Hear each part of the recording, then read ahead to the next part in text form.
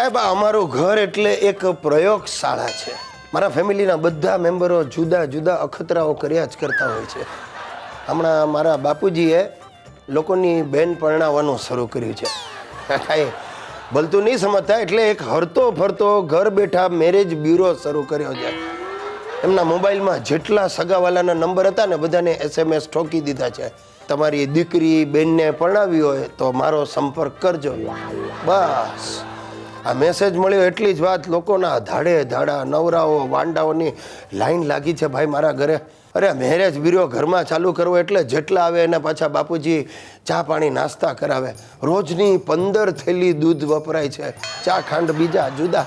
આ બધાની આગતા સ્વાગતા કરવામાં મારી સુસલીના શરીરને જે ઘસારો પહોંચે છે એની તો હું ગણતરી જ નથી કરતો. પણ હમણાં ગજબ થયો, 2 દિવસ પહેલાં 2-3 ડોસાઓ તો સુસલીને જોઈને જ આમ બોખા દાસે હસ્યા. પછી બાપુજીને સાઈડમાં લઈ જઈને કે સિરિયસભાઈ આ કન્યા દોડશે. અરે આ સાંભળીને સુસલીનો ટેમ્પર ગયો. અરે ભાઈ સ્વાભાવિક છે, આમ ગમે તે ડોસા તમને જોઈને ઢળી પડે એ તો કોઈને જ ના ગમે ને.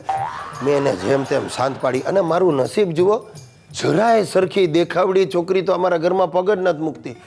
ના ના, જેને જોઈને ભસતા કૂતરાએ ચૂપ થઈ જાય ને એવી અનવોન્ટેડ છોકરીઓ જ ઘરમાં આવે છે. બોલો.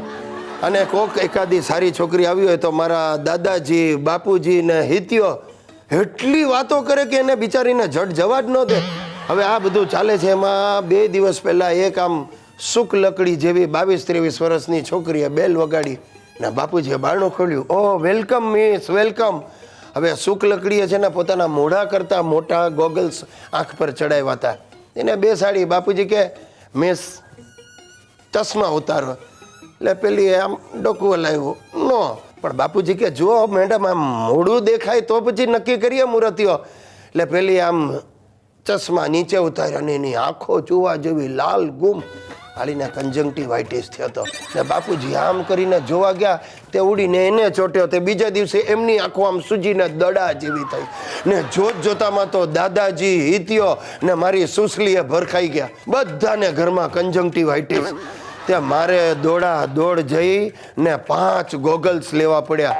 જોકે સારું થયું, પાછી એક સ્કીમ હતી 5 પર 1 ગોગલ્સ ફ્રી. તે હું લઈ આવ્યો, બધાને 1-1 ગોગલ્સ પહેરાવ્યા. અને પેલું 6ઠું ગોગલ્સ હતું ને એ બાજુવાળા નિરંજનાબેન ખબર કાઢવા આવ્યા હતા, એમને આપી દીધું. સુસલીની સામે જ આપ્યું.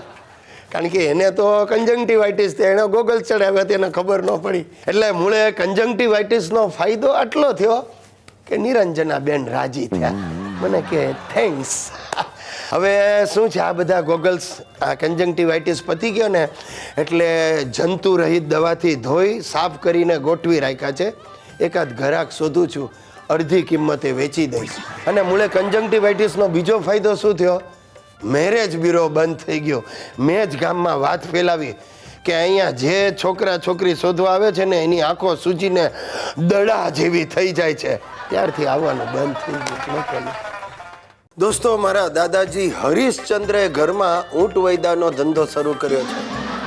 એમને ક્યાંકથી 100 વર્ષ જૂની ઘરગથ્થુ ઉપચારની ચોપડી મળી ગઈ છે. બસ એ દિવસથી શરૂ થઈ ગયા. રસ્તામાં સોસાયટીમાં જે મળે ને એને ઊભો રાખે, આંખ તપાસે, જીભ કઢાવે અને પછી કાંઈક ને કાંઈક ઉપચાર એને બતાવે. અને ઘરમાં જે માણસ આવ્યો ને એ તો મર્યો જ સમજો. એનો હાથ પકડી જ રાખે, જવા જ ન દે ને. અને તરત કંઈક એને ખોડ શોધી કાઢે.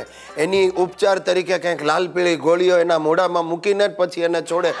તમે નહીં માનો, ગઈકાલે તો એક કુરિયરવાળાને કબજિયાતની ગોળીઓ જબરજસ્તી ખવડાવી દીધી. બોલો. હવે થોડા દિવસ પહેલાં મારા બોસ કે કામસર મારા ઘરે આવ્યા. દાદાજી એમની ટાલ જોઈને પહેલાં તો એમના માથે 2 વાર હાથ ફેરવ્યો અને પછી જોરથી બોલ્યા, ઝુમરલવા. એટલે બધા ગભરાઈ ગયા. ઝુમરલવાને લીધે જ વાળ ખરે. એટલે બોસ બિચારો કે આ ઝુમરલવા છે શું? એટલે દાદાજીએ એને સાંત્વન આપતા કહ્યું, આ રોગ વારસાગત છે. તમારા બાપુજીને ટકલું હતું? એટલે મારો બોસ કે ના, મારા બાપુજીને તો મર્યા ત્યાં સુધી વાળ હતા.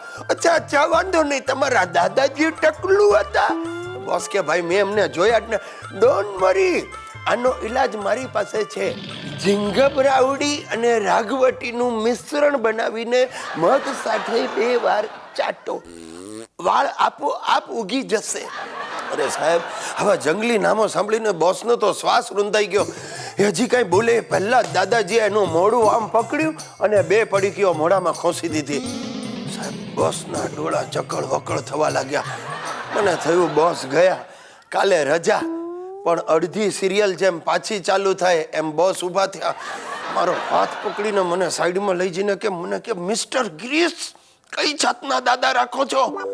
મને કાંઈ પણ થયું છે ને તો તમને ડિસમિસ કરીશ ને તમારા દાદા ઉપર કેસ કરીશ.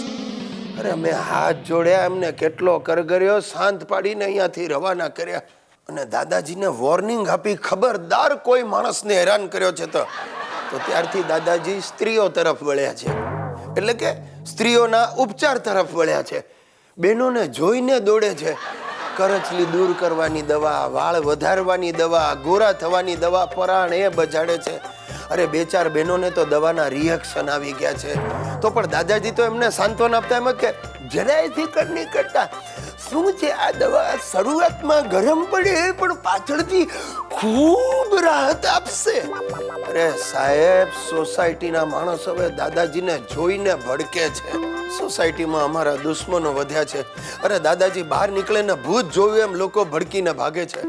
પણ આજે મેં નિર્ણય લઈ લીધો છે. આજે દાદાજી સૂઈ જાય ને એટલે એમની આ 100 વર્ષ જૂની ચોપડી હું બાળી નાખવાની છું. પછી ભલે દાદાજી સવારે ઉઠીને મને બાળી નાખે. દેશને બચાવવા માટે કોઈકે તો બલિદાન આપવું જ પડશે.